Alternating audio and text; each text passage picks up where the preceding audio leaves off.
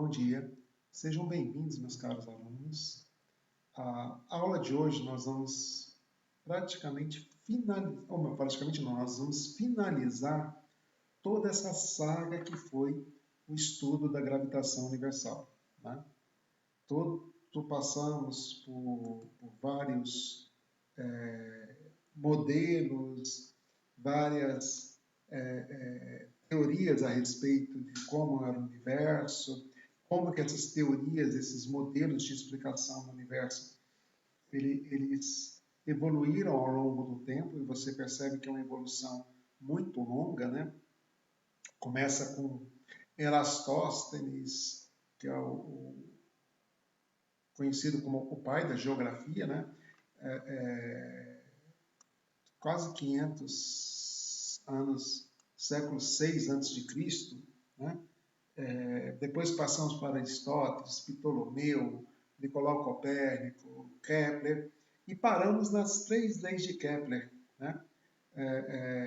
Você lembra das 3 leis? A primeira lei de Kepler: todo o planeta gira em torno do Sol, ou que vale também para as luas em torno dos planetas, os satélites artificiais em torno dos planetas, eles giram em torno do seu ponto de órbita, né, o Sol ou a Terra, ou qualquer outro planeta, segundo uma trajetória elíptica, né?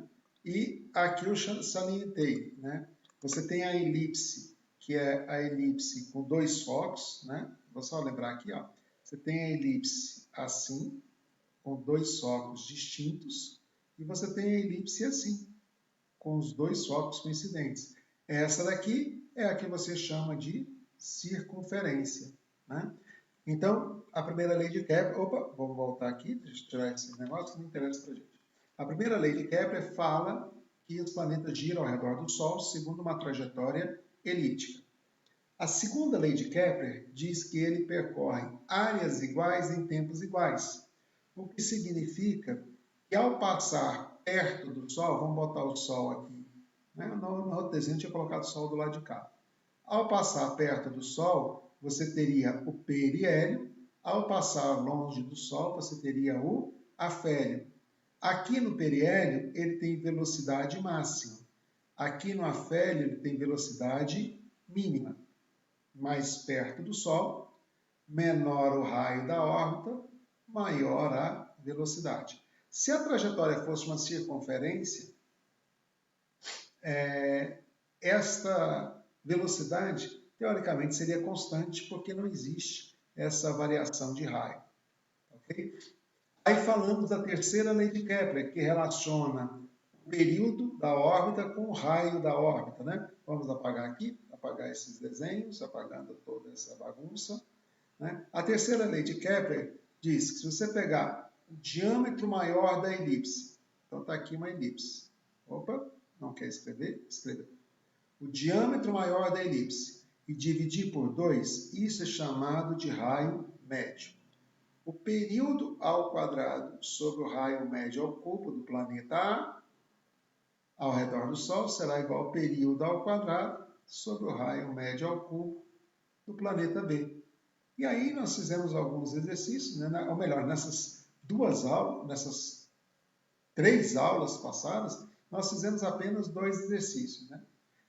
E eu deixei essa pergunta para você. Como é que esse movimento ao redor do Sol ou da Lua ao redor da Terra se sustenta? Qual é a força que mantém esses corpos girando ao redor da Terra? E se você pensou na maçã caindo, acertou. É a força gravitacional. A mesma força daquela lenda que existe, que Newton estava debaixo de uma maçã, de uma macieira, uma maçã caiu na sua cabeça, e aí ele teve a iluminação de fazer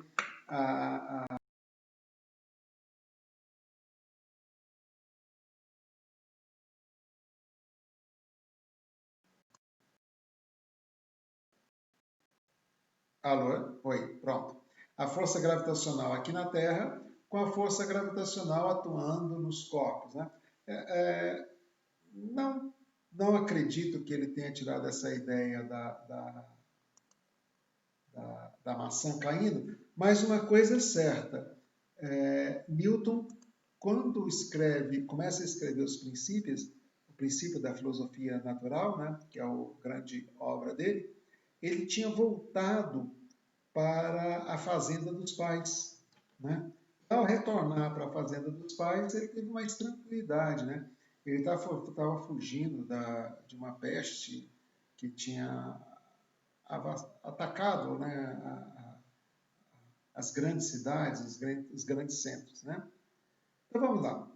O que o tio Newton disse a respeito da força gravitacional? Dois corpos atraem na razão direta do produto das massas, razão inversa do quadrado da distância. Bom, a primeira coisa que você pode pensar é, de onde o Newton tirou isso? Né?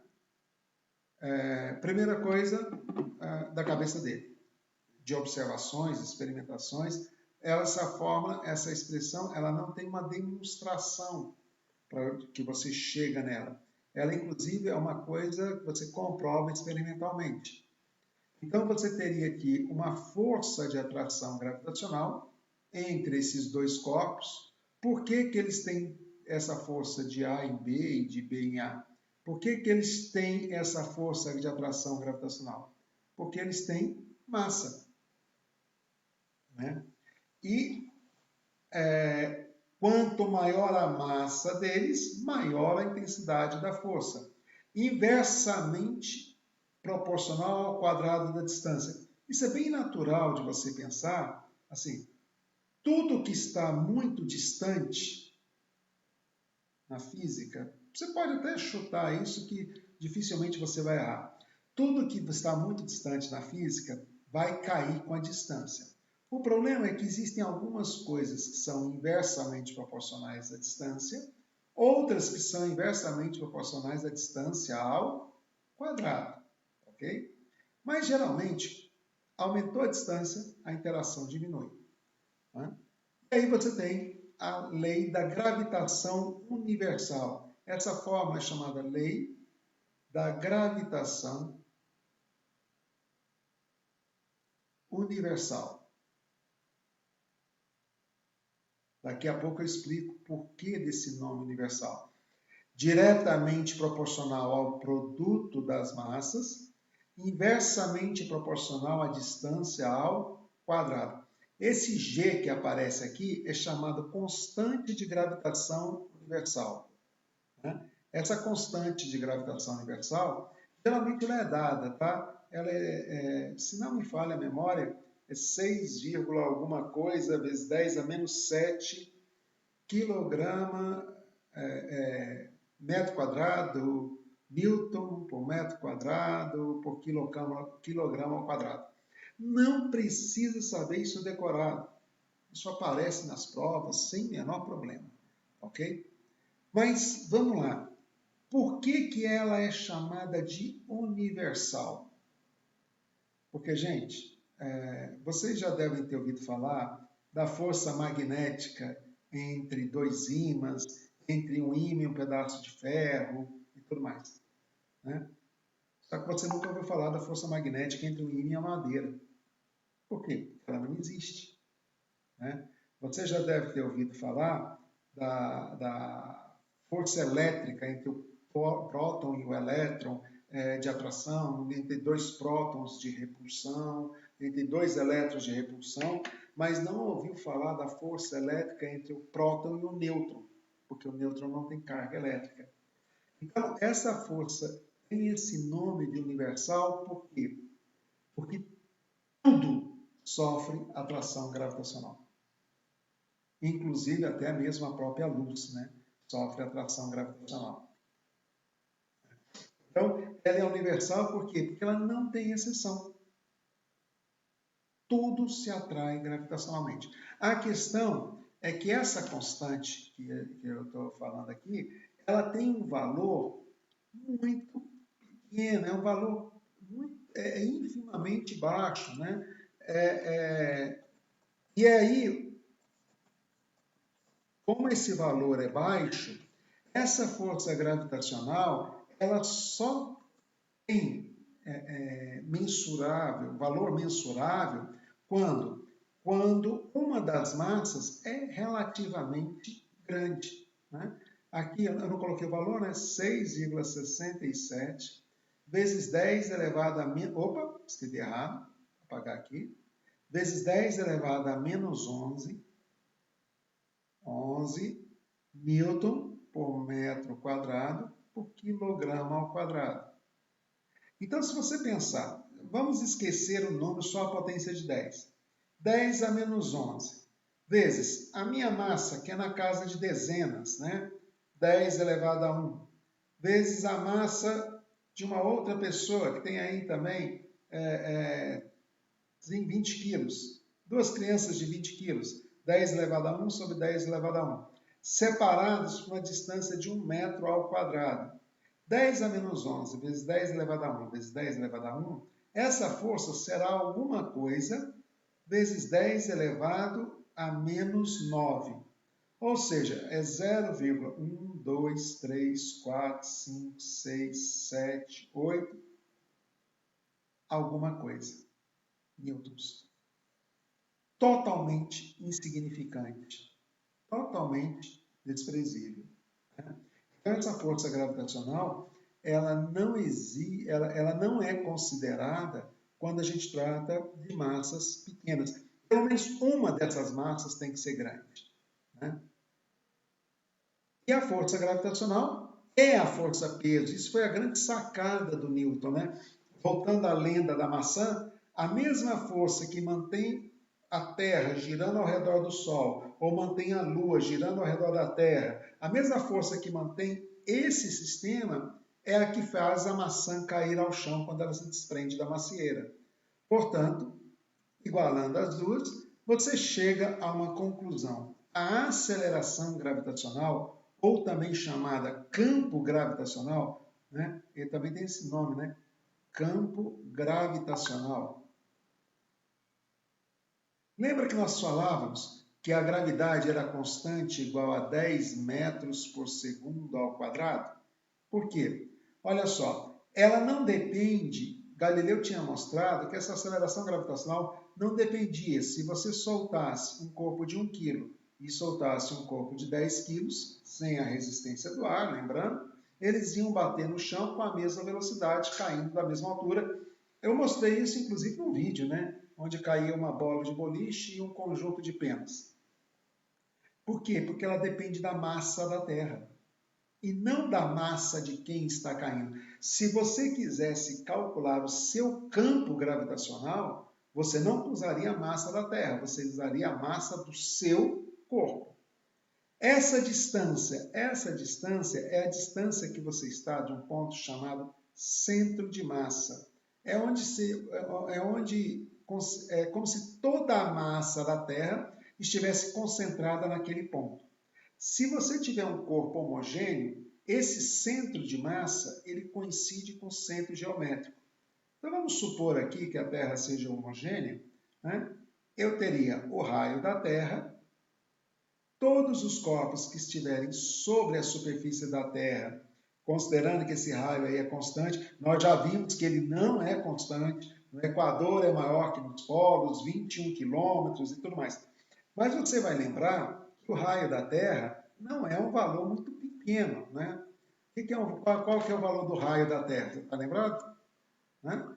Raio da Terra, dá tempo de você pesquisar aí na internet.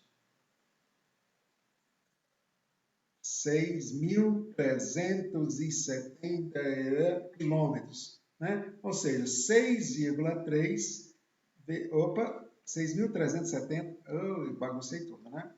Então, se você imaginar aqui o raio da Terra, 6,4, aproximadamente 6,37, arredondar para 6,4, vezes 10 elevado a sexta quilômetros. Ou seja, se você considerar um corpo caindo de 6 metros, de 10 metros, de 20 metros, significa que você teria um raio de 6.400 milhões de metros, o que significa 6.400.006 metros. Você, para calcular a gravidade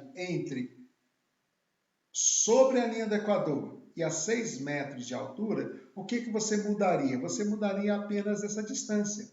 De 6.400.000 para 6.400.006. E, gente, essa diferença é irrisória. Ok? Então, o que acontece é que para pequenas altitudes, essa diferença entre a força gravitacional, ela é pequena. Por isso que nós considerávamos para pequenas altitudes a gravidade igual a 10 metros por segundo ao quadrado constante. Professor, o que é pequena altitude? Gente, um prédio de 20 andares, 40 andares, para a gravidade, é considerado pequena altitude. 100 metros, tudo mais. Ok? Aqui em Brasília, se não me falha a memória, nós medimos a gravidade aqui em Brasília e nós achamos 9,78, se não me falha a memória. Não tenho esse valor agora decorado, mas acho que é 9,78 metros por segundo ao quadrado. Essa gravidade foi medida, e por que nós temos essa pequena redução entre 9,80 e alguma coisa metros por segundo ao nível do mar? Porque nós estamos a 1.080 metros acima do nível do mar. Né? E aí dá uma pequena variação na gravidade. Agora, quando você começa a ter altitudes relativamente grandes, posicionamento de um satélite, né? Um satélite geoestacionário, um satélite orbital de órbita não estacionária. O que é um satélite estacionário? É esses dois dedos meus girando. Ó. Eles vão girar e se esse aqui demora 1 hora para dar uma volta, esse aqui demora 1 hora para dar uma volta. Então, um satélite geoestacionário é aquele satélite que está sempre em cima do mesmo ponto na Terra. Ou seja, a Terra dá uma volta em 24 horas, ele vai dar uma volta em 24 horas. Ok? Então vamos lá, vamos continuar a nossa explanação teórica. Então nós já vimos que a gravidade ela sofre uma variação com a distância em relação ao centro da Terra e depende da massa da Terra. Se você quisesse pegar a sua gravidade, qual é a gravidade do meu corpo estando eu eu vou arredondar aqui, opa, errei, 6 vezes 10 a menos 11, tá ok? 6 vezes 10 a menos 11. Ah, isso é 6,67, eu sei, é um cálculo bem aproximado, tá? Vezes a minha massa, 85 quilos, né? 85 quilos. E eu vou pegar um ponto que esteja a 1 metro de mim, né? 1 metro do meu centro de massa. Ou seja, quanto seria a minha gravidade? 6 vezes 85, dividido por 1, 510, o que eu estou fazendo aqui? 510 vezes 10 a menos 11, o que dá 5,1 vezes 10 a menos 9 metros por segundo ao quadrado. Vamos comparar isso com a gravidade da Terra, de aproximadamente 10? Ou seja, a gravidade da Terra... Deixa eu apagar aqui, então, tem muito bagunçado aqui, deixa eu dar uma apagar essas coisas aqui. Se você fosse imaginar uma pedra caindo, a minha aceleração gravitacional combinada com a aceleração gravitacional da Terra. A aceleração gravitacional da Terra, 10 metros por segundo ao quadrado. A aceleração gravitacional do meu corpo, eu estou chamando de GA, 0, aqui é menos 9, tá? 0,1, 2, 3, 4, 5, 6, 7, 8, 5 metros por segundo ao quadrado. Eu desconheço, inclusive, algum experimento que consiga mensurar uma aceleração gravitacional tão baixa. Não estou dizendo que ele não exista, só estou dizendo que eu desconheço, tá? Um acelerômetro que mede uma aceleração gravitacional tão baixa. Não sei se existe, não. Mas também não tenho muito conhecimento nessa área de instrumentos de medida. Ok? Então vamos lá. Olha só. Aqui é o detalhe, né? Eu baguncei aqui. Esqueci de mostrar para vocês. Ó, a distância é medida em relação ao centro da Terra, considerando o centro da Terra um centro homogêneo. Olha, eu tenho esse corpo em órbita ao redor da Terra. O que é um corpo em órbita? É um corpo que está girando ao redor da Terra, né? Ele gira aqui com uma certa força gravitacional. Essa força gravitacional, ela vai fazer o papel da força centrípeta, mv ao quadrado sobre r. Esse m é a massa de quem está girando, que é a massa do satélite. A força gravitacional, Gm sobre R. Mzão, massa da Terra, Mzinho, massa do satélite. Distância daqui, do centro da Terra até esse ponto da órbita, é o raio. Com isso, nós vamos ter que a massa cai fora, né? O R cai fora com o quadrado. A velocidade de órbita seria essa daqui, Gm sobre R. Se você olhar em alguns livros, ela aparece assim, ó, raio da Terra mais altitude. Esse H é a altitude. Qual é a diferença entre o R e o R mais o H? É que aqui eu te dou a altitude, a distância que esse corpo está da superfície da Terra. E aqui, me perdoem os geógrafos, o Capitão Codevila, meu grande amigo, meu professor de geografia, aqui a gente considera a Terra uma bola, tá? Para facilitar os cálculos, ok? A não ser que seja uma questão teórica, onde na questão teórica ele fale, olha, o raio da Terra no polo é 6.300 e tanto, o raio da Terra no Equador 6.371, no polo é 6.340. Se ele especificar, aí sim você considera essa variação. Agora, se ele fala simplesmente, o raio da Terra é 6,4 vezes 10 a sexta quilômetros, você considera a Terra uma esfera, tá? Mesmo que o seu professor de geografia tenha um infarto, e aí eu peço desculpas ao Codevila, né? Porque é uma maneira de facilitar a conta, ok? Agora, se ele dá uma altitude, eu falo, um satélite está a uma altitude de 10 a quinta quilômetros. 10 elevado a quinta quilômetros. Eu não estou te dizendo isso aqui, eu estou te dizendo H. A esse 10 elevado a quinta, você tem que somar o raio da Terra. Ok? Senão, você vai cometer um erro bobo numa prova. Ok? Bom, vamos lá então. Só para mostrar aqui um detalhe, qual é a ideia de você colocar... Deixa eu ver se eu consigo tirar esse quadro aqui. Agora sim, agora aqui eu consigo fazer o desenho. Olha só. O que é colocar um corpo em órbita? Né? Você pode pensar... Vamos imaginar aqui uma plataforma de lançamento. Né? E eu vou jogar essa bola para frente. Todo o corpo em órbita, gente, está em queda. Calma. Se eu jogá-lo com uma velocidade pequena, ele cai. Se eu aumentar a velocidade, ele cai. Se aumentar mais ainda a velocidade, ele cai. E se eu jogar com aquela velocidade que eu descrevi ali, ele vai cair, ele vai cair, ele vai cair, ele vai cair, ele vai cair, ele vai cair, mas não vai bater na Terra. Por que ele não vai bater na Terra? Porque a distância horizontal que ele percorre é maior que o raio da Terra. Então, essa velocidade de órbita que a gente verificou aqui é a velocidade que eu tenho que lançar um satélite para que ele caia, mas ele não bata na Terra. Então, quando você vê aqueles filmes de ficção científica, ou até mesmo documentários, as pessoas dentro da estação orbital, todo mundo flutuando lá dentro, aí sempre tem um narrador que fala, eles estão com ausência de peso. Se não tivesse o peso, se não tivesse a força gravitacional, eles não estariam lá. Já teriam ido embora espaço adentro e morrido por falta de oxigênio, por falta de água, por falta de comida. Eles estão girando ao redor da Terra. Então, existe uma força gravitacional atuando sobre eles. E o mais importante, ela não é pequena, ela é, sem ela, eles não conseguem ficar.